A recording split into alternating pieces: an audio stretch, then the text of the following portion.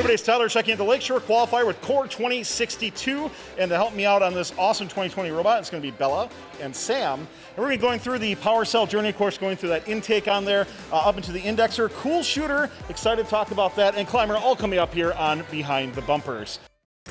Giving you a voice. Making it loud our own way.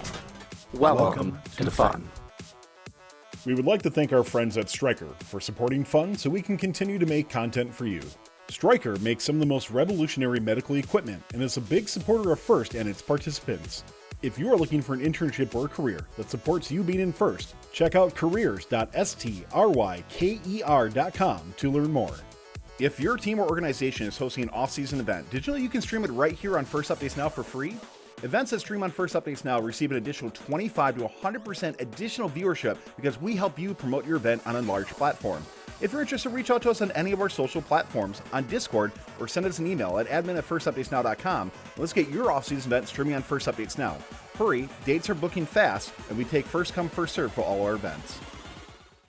So Bella starts out with the intake here. We're going to be talking about this. I'm very interested to hear about your choice of material, like how you came up with the design for that as we go up into that indexer as well. Tell me more about it. Right, so this original beater bar is to be able to grip the power cells really well. And then the belts are to bring it up into here. So talk to me more about like your choice. Like, how did you come up with the design of this? Can you maybe talk about some of your iterations you went through? Like, was that your first choice of what you wanted for an intake? No, a lot of the difficulties was deciding what size belts to use, what size wheels to use, what was the best grip of wheels. And we went with the green ones because they had more compression so that the balls would be able to follow more where we wanted to go. And yeah. And then how about for this, as I think you call this a beater bar, is that correct? Yeah. Like this material, like what is this and how'd you come up with that? We just got that from the KOP from a couple of years ago. I think it was a John Deere product. That's where we got it from. Sure, fair enough. And then going up into that, so we have lots of compliant wheels, as you mentioned, kind of up into this indexer area, some more compliant wheels with that. Talk to me a little about how this process of the power cell goes in, and then we'll show a couple power cells going in as well. So it'll come in here, and this will feed it, so it's more in the center up here. And then there's wheels in the front and the back. These ones are smaller, whereas these ones are bigger. These ones had to be bigger, otherwise it would have like caught here rather than up here. And then it stopped here so that it could follow exactly where we wanted it, where we wanted the ball to go. So as you go through, I noticed that down here it looks like you have like a beam brake or some sort of sensor, but I don't really see any up here. So is this past this? Is this a manual process to index? It is a manual process. We installed the camera thinking we were going to use it, sure, but we ended up not using it. Fair enough with that. Well, let's show a couple power cells going in, and then we're going to hop into the shooter.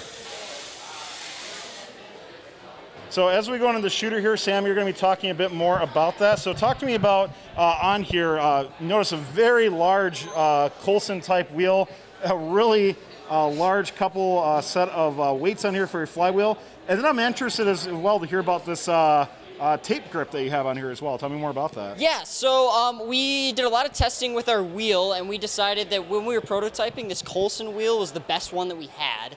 It was heavy and it was a good width. We were able to shoot the balls really well. And when we added these flywheels, that was to help with shot consistency. When we got multiple shots at a time, it would slow down. So that was just to help with the wheel speed. And then once we got all that on there, we realized we were missing just a little bit of distance, a little bit of height that we wanted. Sure.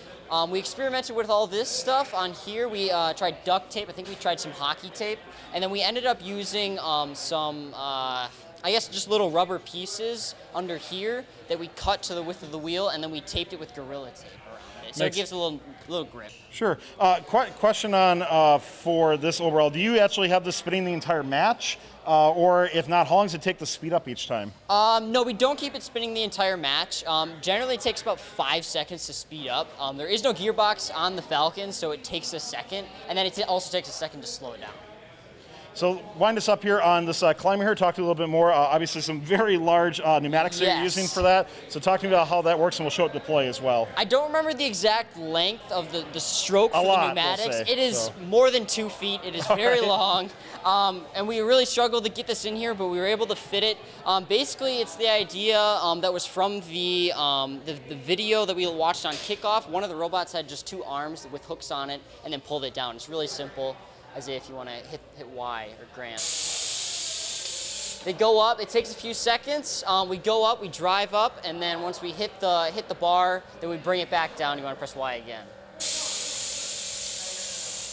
And then it comes back down. Yeah, and right before this interview, we actually just saw that happen. You guys had a great double climb with your alliance partner there, so obviously working really well. So Core 2062, thanks again for taking the time to talk to us about your robot.